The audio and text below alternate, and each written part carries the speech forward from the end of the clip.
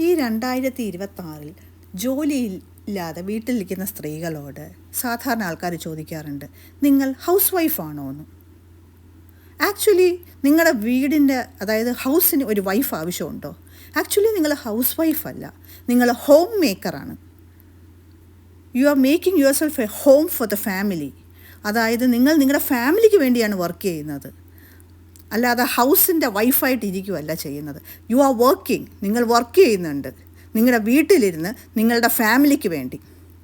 അതുകൊണ്ട് ഇനി ആരെങ്കിലും നിങ്ങളോട് ഹൗസ് വൈഫാണോ എന്ന് ചോദിച്ചാൽ നിങ്ങൾ ധൈര്യമായി പറയണം, ഞാൻ ഹൗസ് വൈഫല്ല, ഞാൻ ഹോം മേക്കറാണ്.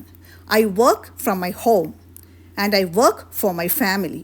അതായിരിക്കണം നിങ്ങളുടെ ഉത്തരം, അല്ലാതെ ആരുടെയും ഹൗസ് വൈഫല്ല.